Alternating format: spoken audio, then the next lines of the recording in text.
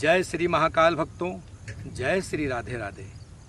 सभी भक्तों को श्रावण मास के पवित्र पर्व पर सभी को हार्दिक हार्दिक शुभकामनाएं। क्योंकि श्रावण मास चल रहा है और श्रावण सोमवार को सभी माताएं बहनें भगवान शंकर जी की पूजा पाठ करती हैं, व्रत करती हैं, पूजा आरती करती हैं। तो इसी श्रावण मास में श्रावण मास के दो पक्ष, हर मास के दो पक्ष तो होते ही हैं। तो श्रावण मास का जो पहला पक्ष है वो कृष्ण पक्ष, जो दूसरा पक्ष है वो शुक्ल पक्ष। शुक्ल पक्ष के पंचमी को हम लोग नाग पंचमी कहते हैं। पौराणिक कथाओं में भी इसका विवरण है। नाग पंचमी इस बार 25 जुलाई 2020 दिन शनिवार को 12:30 बजे तक नाग देवता शेषनाग जी की पूजा करें। कैसे पूजा करें? जो भी सामग्री आपके घर में पूजा से संबंधित है वो सामग्री आप अपने थाली में सजा लें। सजाने के बाद क्या करना है आपको कि या तो कहीं शिवालय है तो आप शिवालय में चले जाएं। अगर शिवालय नहीं है तो आसपास में अगर आपके बामी है उसमें सर्प का निवास होता है। अगर बामी नहीं है और अगर आपकी इच्छा शिवालय जाने की नहीं है, मंदिर जाने की नहीं है, बामी भी नहीं है, तो आप अपने घर पे भी इस पूजा को कर सकते हैं। अगर बामी है तो आप बामी के पास जाएं, जो भी पूजा की सामग्री वो लेकर जाएं। और हाँ, उस दिन पौराणिक कथाओं के अनुसार ऐसा माना गया है कि हम लोग जो भोजन बनाते हैं उस दिन तवा नहीं रखते हैं। तो कुछ लोग भगवान के लिए खीर पूड़ी बनाते हैं, तो आप वो भी बना सकते हैं। पूजा की सामग्री के साथ ये भी आप रखकर बामी अगर है तो बामी के पास जाएं, शुद्ध जल से वहाँ पर छिड़काव करें। इसके बाद बामी पर चंदन लगाएं, तिलक लगाएं। जो भी सामग्री आपके पास है, बिलपत्र है, फूल है, फल हैं, दूध दही है, वो सब आप बामी पर चढ़ा दें। लेकिन ये ज्ञात रहे कि बामी पर आपको कच्चा दूध जरूर रखना है। क्यों रखना है?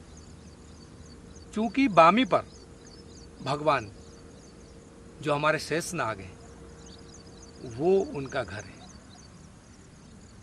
वो दूध अगर आप वहाँ रखते हैं तो रात्रि कालीन में अगर हमारे सर्प देवता अगर वहाँ आए तो आपका जो रखा हुआ दूध है वो ग्रहण करेंगे, और ग्रहण करेंगे तो आपको उसका फल मिलेगा। अब बात आती है कि अगर आपके आसपास बामी नहीं है तो ये क्रिया, ये पूजन, नाग पंचमी की पूजन आप अपने घर भी कर सकते हैं। घर कैसे करें? मिट्टी का शिवलिंग बना लें। शिवलिंग बनाकर बढ़िया शुद्ध जल से छिड़काव करके उस पर गंगा जल, नर्मदा जल जो भी आपके घर में हो वो भगवान को थोड़ा सा शुद्ध करें और भगवान को अष्टगंध चंदन से तिलक करें, अक्षत चढ़ाएं, पुष्प फूल फल चढ़ाएं। जो आपने सामग्री बनाई है घर में अपने वो भी आप उनको चढ़ाएं। जो मिष्ठान आपके पास है तो वो चढ़ाएं।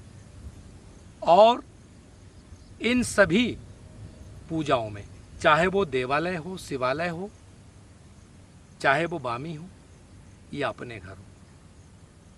और अगर आप शिवलिंग नहीं बना सकते हैं, चूंकि मिट्टी अगर आपके पास नहीं है और अगर आप शिवलिंग नहीं बना पाते तो गाय का गोबर आप कहीं से ले लें।